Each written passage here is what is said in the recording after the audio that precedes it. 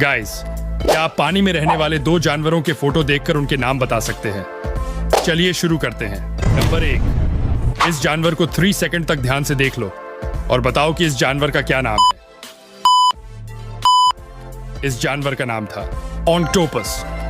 जिसको पहले से ही पता था, सिर्फ वही लाइक का बटन दबाएंगे।